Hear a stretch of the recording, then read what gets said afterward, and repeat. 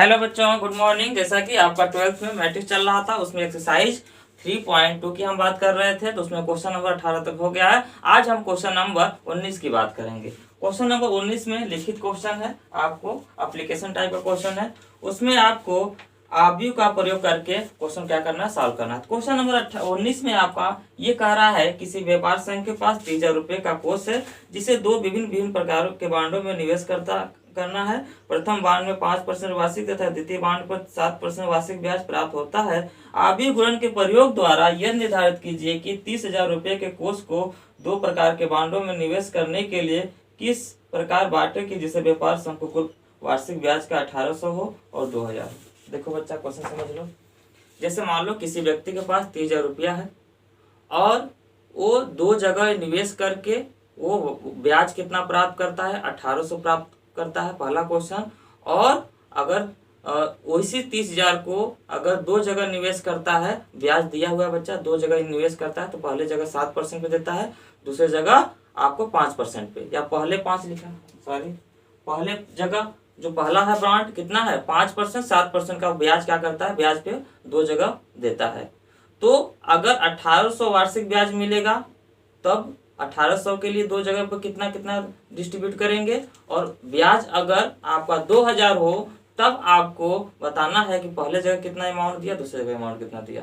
चलिए, इस क्वेश्चन को हम क्या करेंगे, स्ट्रक्चर के द्वारा आपको बताएंगे कि पूरा विजुअलाइजेशन हो, कि क्वेश्चन आपको दिखाई देगा, हाँ क्वेश्चन में ये हो रहा है। अब इसके बाद कैसे लिखना है हम आपको ये भी बताएंगे। तो पहला आपका पॉइंट क्या है कि पहला आपको ये बोल रहा है कि कोई आपके पास 30,000 रुपया है। ध्यान समझो बच्चा, क्वेश्चन बहुत आसान है, कोई लंबा लिखा हुआ है, क्वेश्चन बहुत ही आसान है, बस एक बार आप समझ लो, बस कहीं जाने की जरूरत नहीं है, न कहीं आपको कुछ करने की जरूरत होगा, बस एक बार समझ जाएंगे, दिमाग में आपको आ जाएगा और आपको सॉल्व करने की जरूरत भी नहीं होगा। 30,000 रुपया है, 30,000 रुपया को आपको क्या करना है, दो जगह डिस्ट्रीब्यूट करना है। तो मान लेते हैं, पहला मान लेते हैं, एक जगह वो कितना दे दिया, 100 रुपया दे दिया, किसमें का, इसी में का, एक जगह वो 100 रुपया दे दिया, तो दूसरी जगह कितना देगा बच्चा। अब 100 तो माइनस हो गया ना, तभी तो वही देगा। अगर आपके पास 5 रुपया है, अगर 2 रुपया दे दिए, तो एक को 2 रुपया दे दिए, तो दूसरे कितना दोगे, 3 रुपया दोगे ना। उसी तरह अगर 30,000 रुपया है, अगर एक जगह आप 1 रुपया दे दिए, तो आप जो बचा तो ही दोगे ना, वो बचा कैसे निकालेंगे, इसी को माइनस कर देंगे, 30,000 माइनस x। तो पहले जगह अगर 30,000 कुल किसी व्यक्ति के पास अमाउंट है, अगर आपके पास है, तो अगर एक जगह आप क्या कर रहे हैं, 1 रुपया दे रहे हैं, दूसरे जगह क्या करेंगे, 30,000 में से x माइनस कर देंगे, वही जो बचा वही देंगे। चलिए, अब पहले पे जो है, इस पर जो 1 रुपया है, इस पर उसको 5% ब्याज मिलता है, दूसरे पे उसको कितना मिलता है, 7% क्या मिलता है, ब्याज मिलता है, 5% ब्याज मिलता है, और दूसरे पे उसको 7% ब्याज मिलता है। यही आपका क्वेश्चन है।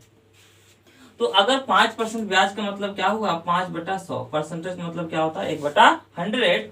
अब यहाँ पे 7 कितना हो जाएगा, 100। यहाँ तक क्वेश्चन में कोई डाउट नहीं बच्चा। अब इसके बाद अगर उसको, पहला क्वेश्चन है आपका, अगर उसको वार्षिक ब्याज कितना हो, अगर वार्षिक ब्याज का मतलब एसआई की बात कर रहा, अगर एसआई उसको अगर 1800 मिल रहा हो, अगर उसको, ये जो ब्याज है बच्चा वार्षिक ब्याज है, क्लियर हुआ। वार्षिक ब्याज का मतलब टाइम पीरियड कितना है, 1 वर्ष है, क्वेश्चन में लिखा भी है। अगर उसको 1 वर्ष में अगर एसआई मतलब साधारण ब्याज उसको 1800 रुपया मिल रहा है, किसका, 30,000 का, दोनों के द्वारा मिला के उसको 1800 मिल रहा है, तो आपको बताना है कि पहले जगह कितना दिया और दूसरी जगह वह कितना दिया था पैसा। अगर x निकल गया तो सब निकल जाएगा। चलिए, अब इसको निकालने के लिए बच्चा आपको दिमाग में आ गया कि आपका सिंपल इंटरेस्ट साधारण ब्याज एक दिया हुआ है, और यहाँ पे दर भी दिया है और मूलधन दिया है, तो आपको फार्मूला पता है, फार्मूला पता है। और इसी को लोग क्या करते हैं, किसी भी यूट्यूब पे खोल के देख लेना बच्चा, केवल बोलेंगे ऐसे आप भी बना लो, ऐसे कर लो, कोई उसको डीपली नहीं बताता है, ऐसा क्यों बनता है, बोलेंगे इसी तरह बनता है। तो आज का यहाँ पूरा डाउट क्या होगा आपका क्लियर होगा, क्यों ऐसा ही बनता है, ये भी आपका प्रश्न क्या होगा, ये पहला पार्ट है। अगर बच्चा आप जानते हैं सिंपल इंटरेस्ट एसआई क्या होता है, PRT होता है, पी और टी। जो साधारण ब्याज होता है आपका, पी मतलब प्रिंसिपल अमाउंट मतलब मूलधन, ये मूलधन है, मूलधन, और ये आर मतलब रेट मतलब दर है। अब ये टी क्या है, समय है। क्लियर हुआ? S I equal to P R T. अब बच्चा बताओ ये समय कितना है आपका, 1 वर्ष है, इससे कोई मतलब अब नहीं है, एक आ गया। तो यहाँ बचा कितना आपका, केवल S I equal to P और आर बचा, यही बचा। अब इसी को क्वेश्चन को मैट्रिक के द्वारा सॉल्व करना है, तो इसी में हम क्या करेंगे, आव्यूह गुणन का प्रयोग करेंगे। तो आव्यूह गुणन का प्रयोग करने के लिए बच्चा जो सिंपल इंटरेस्ट है वो तो उसमें एक ही अमाउंट है ना, जो सिंपल साधारण ब्याज में जो अमाउंट है वो एक ही है ना जी, अमाउंट एक है। तो जब एक है तो इसका मतलब जैसे एक अमाउंट है, जैसे मान लीजिए हम एक लिख दिए, मान लीजिए एक तो मतलब एक्स में लिख दिए, तो अब इसको मैट्रिक बनाओगे बच्चा, एक रो एक कॉलम का ही तो बनेगा। तो इसको मैट्रिक लिखना है बच्चा, तो यहाँ पे मैट्रिक बनाने के लिए एसआई के लिए इसमें एक एलिमेंट है, इसका मतलब एसआई में क्या आएगा, इस तरह बनेगा। मैट्रिक बनाने का मतलब सभी जगह मैट्रिक लगा दो, ठीक है।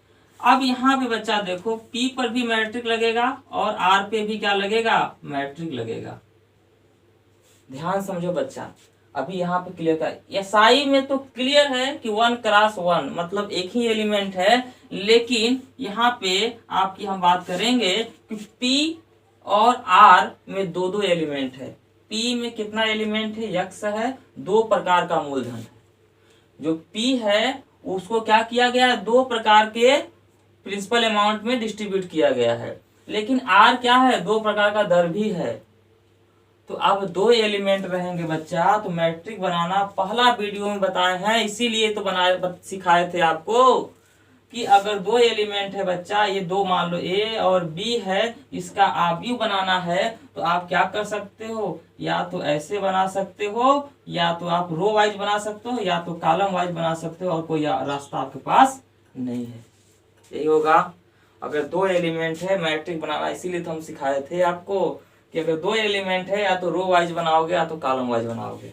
चलो बच्चा, अब यहाँ पे देखो जी, आपका इसको बनाना है हमको, तो अब यहाँ पे आप यहाँ पे पहले साइड में देख लो बच्चा, ये जो P है और R है। अब अगर हमको इसमें भी 2 एलिमेंट है, इसमें भी 2 एलिमेंट है, अब इसमें भी 2 एलिमेंट है, अगर हमको बनाना है तो हम P को कैसे बना सकते हैं, पहला केस, अगर हम P को अगर हम रो वाइज बनाए तो ऐसे 2 एलिमेंट, अगर हम इसको समझो जी, रो वाइज बना दिए और दर को हम क्या बनाए, कॉलम वाइज बना दिए, इस तरह पहला रो दूसरा कॉलम वाइज बना दिए, एक केस हो गया। और दूसरा केस में हम ये भी तो कर सकते हैं बच्चा कि इसको हम क्या लिख दिए, हम इसको कॉलम वाइज और इसको हम क्या लिख दें, रो वाइज। क्लियर हुआ? अब केस 4 बनेंगे, ध्यान रखना, दूसरा केस हो गया। तीसरे केस की अगर हम बात करें तो इसमें बोलोगे सर कि हम दोनों को रो वाइज लिख देते हैं, एक बोलेगा सर हम दोनों को कॉलम वाइज लिख देते हैं। आज समझ लो बच्चा, आज आपका डाउट पूरा क्या हो जाएगा, क्लियर हो जाएगा। तो अब बच्चा ये आपका क्या हुआ, कंडीशन आ गया इस तरह का। तो अब यहाँ पे प्रश्न है कि P और R में हम कौन सा मैट्रिक लें कि क्या हो जाए, सही हो जाए। तो अब देखो बच्चा, SI जो है वो आपका 1 कॉलम 1 रो और 1 कॉलम का है। तो 1 रो 1 कॉलम वाला 1 रो 1 कॉलम के मैट्रिक बराबर होने का मतलब उसका ऑर्डर क्या होना चाहिए, सेम होना चाहिए। इस प्रकार का आपको मैट्रिक्स चूज करना है। तो यहाँ पे बच्चा देखो 2 एलिमेंट है, मान लो इसको ABCD, चलो ABCD ABCD ABCD, चलो अब देखो बच्चा यहाँ पे 2 रो देखो बच्चा, 1 रो, कॉलम कितना है 2। यहाँ पे देखो बच्चा रो देखो जी, रो कितना है 2, कॉलम कितना है 1। यहाँ पे देखो रो देखो कितना है 2 और कॉलम कितना है 1। यहाँ देखो रो कितना है 1, कॉलम कितना है 2। यहाँ पे देखो रो कितना है 1, कॉलम कितना है 2। यहाँ देखो रो कितना है 1, कॉलम कितना है 2। अब यहाँ पे देखो जी, रो कितना है यहाँ पे 2 और कॉलम कितना है 1, रो कितना है 2, कॉलम कितना है 1 है। अब देखो बच्चा हमको 1x1 का चाहिए, तो 1x1 का मतलब कि यहाँ पे पहले देखो मल्टीप्लाई पॉसिबल किसके केस में, इस केस में मल्टीप्लाई पॉसिबल है, क्योंकि अंदर वाला अगर समान है टू अगर अंदर का वैल्यू समान है इसका मतलब मल्टीप्लाई पॉसिबल है, और बाहर मैट्रिक मिलेगा क्या बाहर वाला से, इसका मतलब मैट्रिक 1x1 मिलेगा, इसका मतलब ये वाला कंडीशन क्या है सही, इसके अकॉर्डिंग बराबर हो जाएगा। अब यहाँ पे देखो बच्चा अगर अंदर का सेम है इसका मतलब मल्टीप्लाई क्या है पॉसिबल है, अंदर वाला डाटा क्या 1 1 है इसका मतलब मल्टीप्लाई पॉसिबल है, और मैट्रिक जो बन के आएगा उसका ऑर्डर क्या होगा 2x2, तो क्या 1x1 2x2 के बराबर होगा, नहीं होगा, इसका मतलब क्या हुआ गलत हुआ कंडीशन। ये देखो बच्चा ये मल्टीप्लाई ही पॉसिबल नहीं है क्योंकि अंदर वाला क्या है बराबर नहीं है, यहाँ भी देखो बच्चा अंदर वाला बराबर इसलिए मल्टीप्लाई क्या है पॉसिबल भी नहीं है। अब समझ में आ गया होगा। तो जो भी आपका अगर 1x1 बनाना है बच्चा तो सिंपल फंडा है, आपका क्या होना चाहिए यहाँ पे पहले आपका क्या होना चाहिए कि आपको बाहर क्या आना चाहिए 1 1, तो 1x2 कर दो।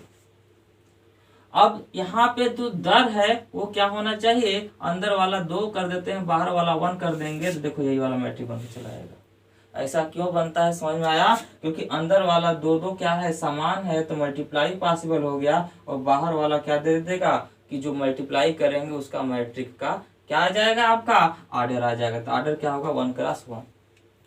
तो जो मल्टीप्लिकेशन आपको मैट्रिक पढ़ाए थे वहां पे इसके बारे में सब कुछ बताए थे। अब क्लियर हुआ, तो इस चारों में से कौन सा कंडीशन सही हो रहा है क्यों हो रहा है, अब कोई डाउट नहीं है, बुक में बोल देगा ऐसे बना लो हो जाएगा।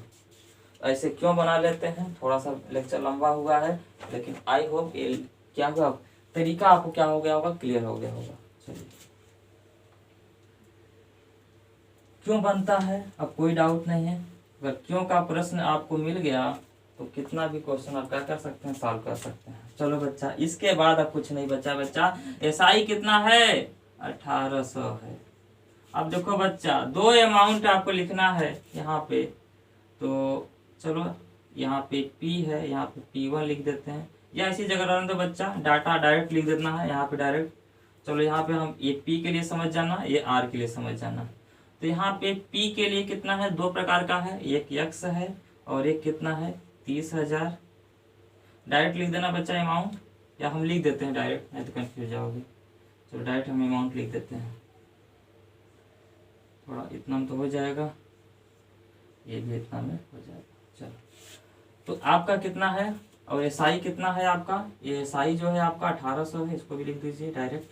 और आपका प्रिंसिपल अमाउंट कितना है x, और ये कितना है आपका, अब समझ में आ गया बच्चा, इसको हटा दे रहे हैं, ये कितना हो गया 30,000 माइनस x। और दर कितना है बच्चा, पहला दर कितना है 5/100 हो जाएगा। चलो रहने दो 100 रहने दो।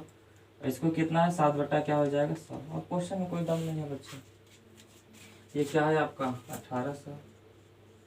अब देखो बच्चा मल्टीप्लाई करना है, अब मल्टीप्लाई करने में तो इसको उठा के सामने रख के मल्टीप्लाई कर दीजिए, इसको उठाइए, किसी बोले थे फर्स्ट रो सभी कॉलम एक ही कॉलम में देखेंगे ना होगा, इसको उठा के इसके सामने रख के मल्टीप्लाई करना है। तो 5/100 है और ये कितना है 7 ये आपका कितना है 7/100 है, इसके सामने लाना है x और 30,000 माइनस x, इसके सामने ला के मल्टीप्लाई कर देना है, यही करना है। इसको उठा के इस तरह रखे सामने मल्टीप्लाई करिए, तो 5x/100 हो जाएगा, और ये कितना हो जाएगा plus 30,000 minus x, 30,000 minus x, और ये मल्टीप्लाई क्या कर देंगे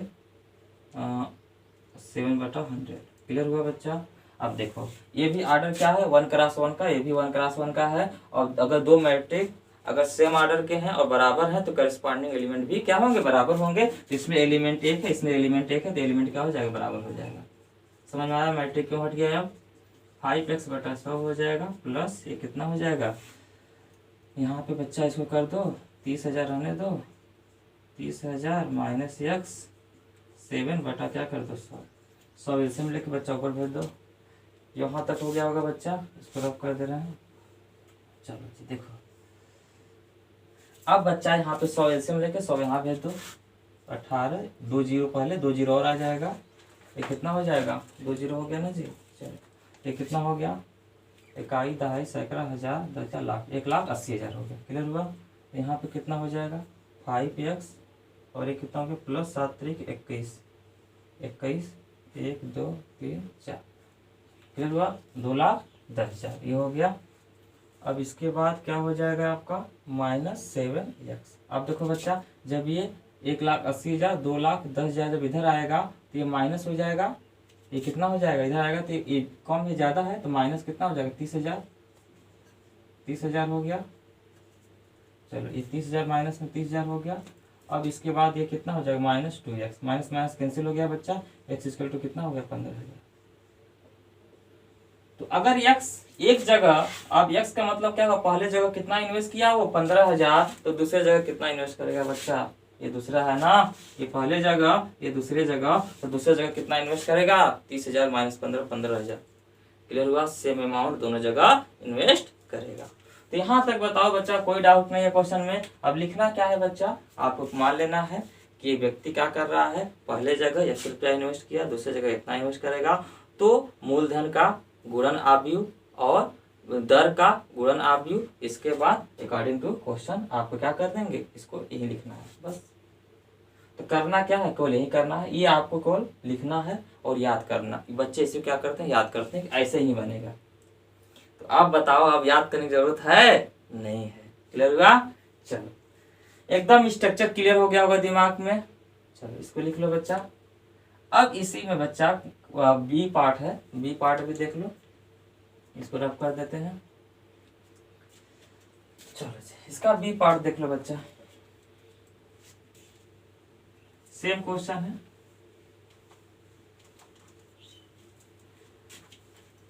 ₹30,000 है, पहले जगह x इन्वेस्ट किया, दूसरी जगह 30,000 माइनस x। पहले तो ब्याज कितना मिला 5%, दूसरे पे 7%।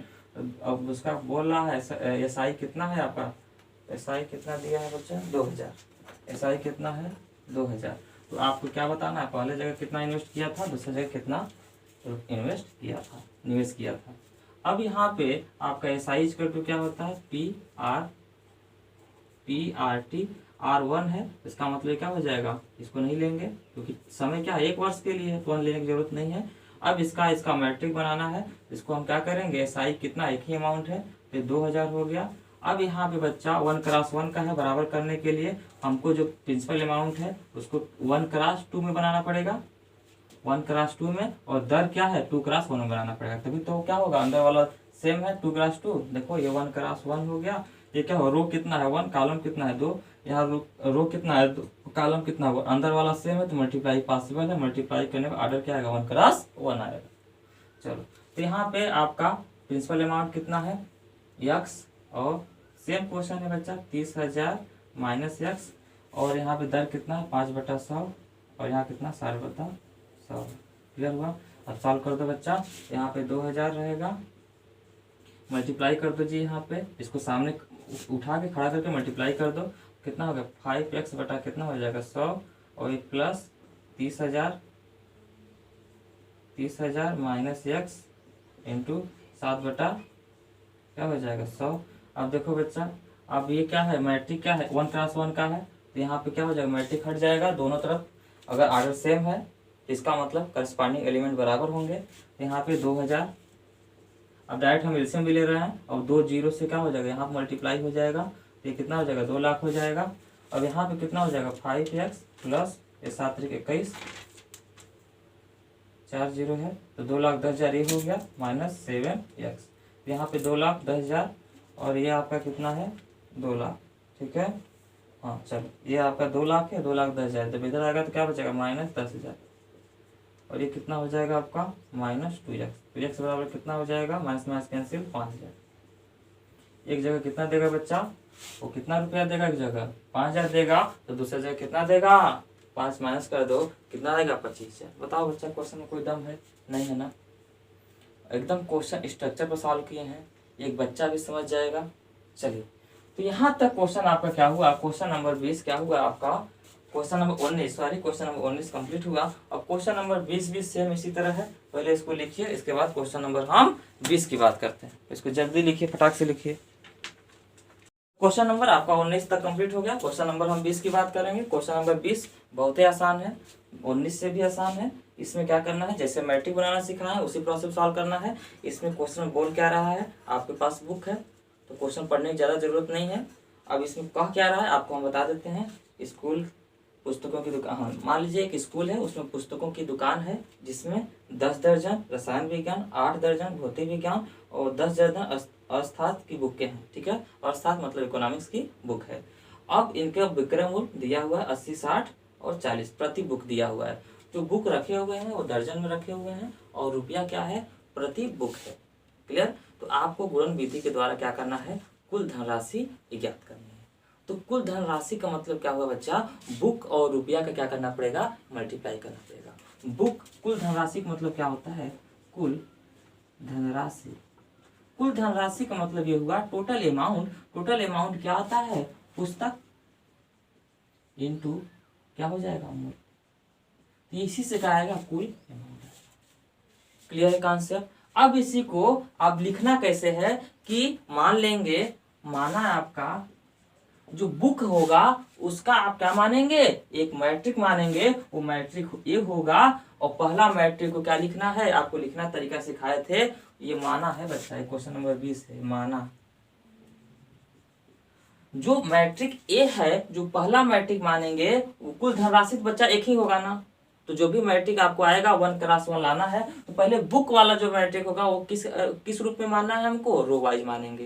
क्यों, क्योंकि रो वाइज मानेंगे और इसको कॉलम वाइज मानेंगे मूल, तो क्या आ जाएगा 1x1 देगा और अमाउंट भी क्या आएगा, एक ही आएगा। तो 1x1 बराबर हो जाएगा, मेरा आंसर आ जाएगा। क्लियर। तो आपका जो बुक है उसका मैट्रिक क्या मानेंगे, रो वाइज मानेंगे। बुक कितना है बच्चा देख लो, आपका बुक दिया है 10 दर्जन रसायन विज्ञान है, थोड़ा बड़ा लिख दो बच्चा, 10 दर्जन। तो दर्जन का मतलब 12 से मल्टीप्लाई कर दो बच्चा। और आपका 8 दर्जन भौतिक विज्ञान है, इसमें 12 से मल्टीप्लाई कर दो क्योंकि दर्जन है। अब इसके बाद 10 दर्जन क्या है, रसायन विज्ञान, यहाँ से भी 12 से मल्टीप्लाई कर दो। तो ये इक्वल टू क्या हो जाएगा, बस ये कॉन्सेप्ट दिमाग में है तो हो जाएगा। और ये क्या हुआ, 12 दहा में 120 हो गया, 12 8 96 हो गया। गुणा तो आता होगा आप लोग को, 12 दहा में 120 हो गया। अब बच्चा अगर मूल्य का अगर मैट्रिक बना के अगर दोनों का मल्टीप्लाई कर दे तो क्या कुल धनराशि नहीं आ जाएगा, आ जाएगा। और गुणा करने आता है आपको। तो आपका तथा मैट्रिक बी किसका है आपका, यहाँ लिख देंगे कि मूल्य का आव्यूह बनाने पर। तो मूल्य का जो आव्यूह बनाएंगे बी, वो कैसे बनाएंगे, कॉलम वाइज। क्यों बनाएंगे, क्योंकि क्वेश्चन नंबर 19 में आप क्या कर सकते हैं, देख सकते हैं, बहुत डीपली से आपको क्या किए हैं, समझाए हैं ऐसा क्यों बनेगा। तो क्वेश्चन नंबर और बनाने का पर्पज ये है कि 1x1 आए। देखो बच्चा मूल्य कितना है आपका, 80 है, 60 है, अब यहाँ पे 40 है। चलो बच्चा आपको कुल धनराशि अब चाहिए, कुल धनराशि टोटल अमाउंट चाहिए बच्चा। इसका मतलब ए बी करना पड़ेगा, दोनों का मल्टीप्लाई करना पड़ेगा। ये कितना है आपका 120 और ये 96 हो गया, 120 ये हो गया, ये कितना हो गया 80 हो गया, 60 हो गया, 40 हो गया। अब मल्टीप्लाई करने तो आता है आपको, यहाँ मल्टीप्लाई कर देंगे। कुल धनराशि ये मैट्रिक है, यहाँ पे कितना हो जाएगा बच्चा, ये हो गया आपका 120 गुणे 80, क्योंकि इसको क्या करेंगे, खड़ा कर देंगे, इसी पे आमने सामने मल्टीप्लाई करना है, पुराना कॉन्सेप्ट। प्लस ये क्या होगा 96 गुणे 60 हो जाएगा, प्लस 120 गुणे कितना हो जाएगा 40 हो जाएगा। तो यहाँ से ये भी हो गया, यहाँ से कितना क्या आ जाएगा आपका 12 8 96, मतलब डबल जीरो हो गया, प्लस 6 जीरो लिखा था 36, 6 हाथ में 3, 6 9 54 और ये कितना हो जाएगा 3। क्लियर हुआ, 6 का 36 के 6 तो 3, 6 9 54, 54 हो गया और 3 जोड़ दो, 57 हो गया। चलो 54 3 कितना हो गया 57 हो गया। अब यहाँ पे देख लो बच्चा 12 8 12 चौके 48 डबल जीरो। अब इसको जोड़ दो बच्चा, ए बी हो गया। अब यहाँ पे इसको जोड़ दोगे तो टोटल अमाउंट आ जाएगा, कितना आ जाएगा देखो, ये कितना हो जाएगा 9, पहले जीरो दे लिखो, 0 0 0 0 हो गया बच्चा। अब इसके बाद अगला पे जाओ बच्चा, ये 0 ये 6 ये 0, कितना हो गया 6 हो गया। अब बच्चा 8 तीसरे नंबर हो जाओ, 8 और 7 15 हो जाएगा, 7 9 14 15, 15 और 6 21 का एक हाथ में आ 2 बच्चा। अब इसके बाद आखिरी 15 4 और 5 4 9 और 9 9 18 18 2 20। क्लियर हुआ बच्चा? आपका आंसर कितना, कुल अमाउंट कितना आ गया, इतना रुपये आ गया। कोई डाउट नहीं है, एकदम आसान है। बताओ बच्चा, कोई डाउट हो तो बताओ। यहाँ पे टोटल अमाउंट क्या आ गया, 20,160 रुपये। तो क्वेश्चन नंबर सेम 19 की तरह ये भी था, क्वेश्चन नंबर 20 भी हो गया। अब हम बात करेंगे क्वेश्चन नंबर 21 की। तो 21 और 22 दोनों क्या है बच्चा आपका ऑप्शनल क्वेश्चन है, पहले इसको लिखिए, इसके बाद हम क्वेश्चन नंबर 21 और 22 की बात करते हैं। जल्दी लिखिए, इसको फटाक से लिखिए। क्वेश्चन नंबर आपका 20 में कहीं डाउट नहीं, क्वेश्चन नंबर 21 आपका ये है। तो इसमें आपका कह रहा है कि लेट आपका अगर मैट्रिक एक्स का जो ऑर्डर है ये दिया है, वो matrix Y Z W P का ऑर्डर दिया हुआ है, ऑर्डर मतलब कोटियों, तो ऑर्डर दिया हुआ है। तो आपको बताना है कि P Y plus W Y के परिभाषित होने के लिए एन के तथा पी पर क्या प्रतिबंध होना चाहिए। इट मीन्स एन के तथा पी का क्या मान होना चाहिए, क्या वैल्यू हो, ये क्या हो, परिभाषित हो। इसको परिभाषित होने के लिए बच्चा आपको क्रम से चलना है। ये जो लिखा हुआ है बस इस पर फोकस करो कि ये जो पी वाई है बच्चा, ये जो पी वाई मतलब दो मैट्रिक गुणा के रूप में कब पॉसिबल होगा, इसका कंडीशन लगाना है।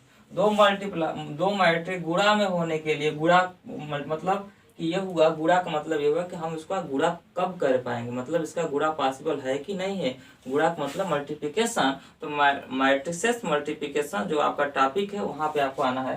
तो ये जो पी वाई का मतलब ये मल्टीप्लाई पॉसिबल होने के लिए कंडीशन क्या होता है कि जो पी का जो ऑर्डर है वो क्या है आपका, पी क्रॉस के है। अब इसको बोले थे कि मल्टीप्लाई देखने के लिए यहाँ पे इसका ऑर्डर लिखो, पहला ऑर्डर लाइनिंग कर दो, दूसरा ऑर्डर जो वाई है इसका ऑर्डर आप लिख दो। अब इसके बाद अंदर का क्या होना चाहिए, बराबर होना चाहिए। अंदर का अगर गुणा अगर मल्टीप्लाई पॉसिबल होने के लिए अंदर का क्या होना चाहिए, बराबर होना चाहिए। इसका मतलब कि ये बराबर आपका क्या आना चाहिए, पी की वैल्यू क्या होगा, पी के, और वाई क्या हो गया आपका, चलो 3 के। क्लियर है? चलो तो यहाँ पे जो के की वैल्यू क्या हो गई, 3। तो गुणा कब पॉसिबल होगा, जब के के जगह भी क्या आ जाए 3। इसका मतलब के का मान कितना होना चाहिए, 3 होना चाहिए। एक वैल्यू निकल गया। और आपका बाहर जब मल्टीप्लाई करेंगे तो बाहर वाला क्या होना चाहिए, बराबर आना चाहिए, और पी बराबर के भी होना चाहिए। दो कंडीशन आया। अब यहाँ पे देखो बच्चा, यहाँ पे भी एक कंडीशन चेक कर लो, ये इसका गुणा कब पॉसिबल है, जब आपका अंदर का ऑर्डर क्या हो, समान हो। पहले डब्ल्यू का ऑर्डर लिखो बच्चा, कितना है, एन क्रॉस 3, लाइनिंग करो, वाई कितना है बच्चा, 3 क्रॉस के। बताओ बच्चा, अंदर का बराबर है, इसका मतलब इसका गुणा पॉसिबल है। अब यहाँ पे जो मल्टीप्लाई करेंगे उसका जो ऑर्डर आएगा वो कितना आएगा आपका, एन क्रॉस के आएगा, यही आएगा, एन क्रॉस के आएगा। तो अब ये अंदर वाला क्या आएगा, एन क्रॉस के आएगा। और यहाँ पे बच्चा हम ये नहीं बोल रहे हैं कि बराबर होना चाहिए, मतलब जो मल्टीप्लाई करने का जो ऑर्डर आएगा पी वाई का, वो ऑर्डर कितना आएगा, यहाँ पे लिख देते हैं, पहले क्रम से लिख देते हैं। देखो अंदर वाला बराबर होना चाहिए, दोनों का ये बराबर था, और इसको बराबर होने के लिए 3 होना चाहिए। जब मल्टीप्लाई करेंगे पी वाई का तो इसका ऑर्डर क्या निकल के आएगा, बाहर वाला, पी और के आएगा बच्चा, बाहर वाला। अब इसका जब मल्टीप्लाई करेंगे, बीच में प्लस है बच्चा, तो पी डब्ल्यू और वाई का जब मल्टीप्लाई करेंगे तो ऑर्डर कितना आएगा, बाहर वाला, एन क्रॉस क्या आएगा, के आएगा। एकदम इजीली समझते चले जाइए। तो अब इसके बाद बच्चा, अब इसको जोड़ने के लिए बताए थे कि दो आवृत्ति को कब जोड़ेंगे, जब उनका ऑर्डर क्या हो, समान हो। जब ऑर्डर समान होगा तो करेस्पॉन्डिंग एलिमेंट क्या होंगे, जुड़ जाएंगे, मतलब उसी को उसको क्या करना है, चिपका देना है।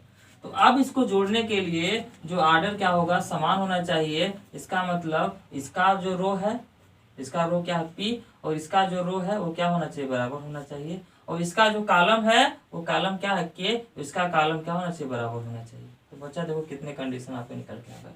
आपका क्वेश्चन में क्या है, एन क्या होना चाहिए, एन आपका पी होना चाहिए, और के कितना होना चाहिए, इससे तो कोई मतलब नहीं, के है, इससे कोई डाटा नहीं निकल रहा है। के कितना होना चाहिए, 3 होना चाहिए, और पी कितना होना चाहिए, आपका एन होना चाहिए। क्लियर हुआ, एन पी के। तो क्वेश्चन देखो बच्चा, ऑप्शनल क्वेश्चन है, इसमें देखो जी के की वैल्यू क्या होना चाहिए, के की वैल्यू 3, पहला खूब सही है, के 3 ये सही है। पी क्या होना चाहिए आपका, एन होना चाहिए, पी एन होना चाहिए, ये भी सही हो गया। चलो तो बी में आओ, P2 होना चाहिए, गलत हो गया। सी में जाओ, K3 पी स्विच से मतलब अपनी इच्छा अनुसार रख सकते हैं, नहीं गलत है। अब ये क्या है, डी क्या है, K equal to 2 P equal to 3, ये भी गलत है। इसका मतलब क्या, ऑप्शन नंबर 1 क्या है, सही हो गया। तो बहुत सारे आपका निकल गए, तो जो आपका ऑप्शन में है वो क्या होगा, आपका सही हो जाएगा। क्लियर है। पहली बार मल्टीप्लाई के लिए कंडीशन देख लेंगे, फिर प्लस में कंडीशन देख लेंगे, आपका क्या हो जाएगा, क्वेश्चन सॉल्व हो जाएगा। चलो अब क्वेश्चन हम इसी का बात करेंगे। 22 में आपका क्या कह रहा है, ऑर्डर एकदम ये प्रोसेस ऑर्डर सेम है, बस आपका क्या है, ऑर्डर सेम का मतलब जो ऑर्डर है वही है, बस क्वेश्चन आपका क्या है, डिफरेंट है। इसको रफ कर देते हैं बच्चा। चलो जी देखो, क्वेश्चन नंबर 22 क्या कर रहा है, इसमें भी सेम है। क्वेश्चन नंबर 22 में कह रहा है यदि n बराबर p हो तो p तो p हो 7x - 5z की कोटि है, ये बताना इसकी कोटि क्या होगी।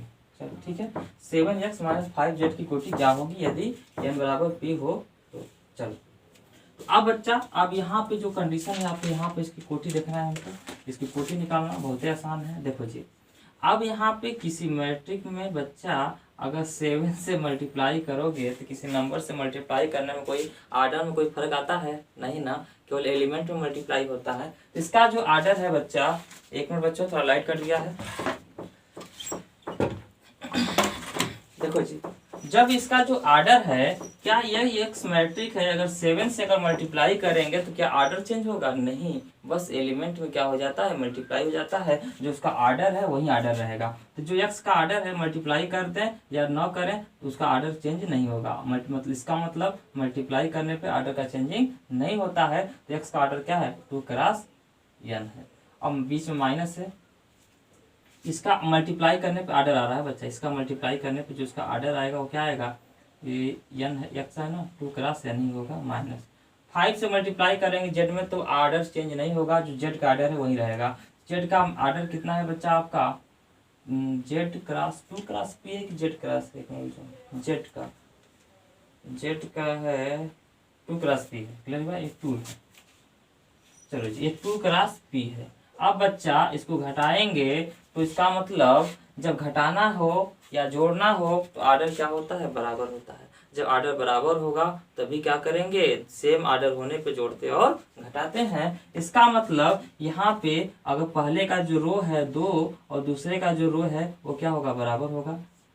अब रो बराबर, और दूसरे पहले का जो कॉलम है वो दूसरे का क्या होगा, कॉलम के भी क्या होना चाहिए, बराबर होना चाहिए। इसका मतलब 2 बराबर 2 होना चाहिए और n बराबर p होना चाहिए। ऑप्शन क्या है बच्चा, देखो अब इसका आर्डर की बात कर रहे हैं, इसका आर्डर क्या होगा, ये कंडीशन हो गया, n बराबर क्या होना चाहिए, p होना चाहिए। चलो अब ऑप्शन देखो बच्चा, 2 क्रॉस p क्रॉस 2 पहला ऑप्शन है, p क्रॉस 2 होना चाहिए, p क्रॉस 2। तो देखो बच्चा, पहला रो कितना होना चाहिए आपका, अब देखो यहाँ पे 2 सही है। अब p हो सकता है, p बराबर n है, इसका मतलब p भी हो सकता है n भी हो सकता है, लेकिन पहले जो है वो 2 आएगा, बाद में क्या होगा, यहाँ p भी हो सकता है या n भी हो सकता है, कोई डाउट नहीं।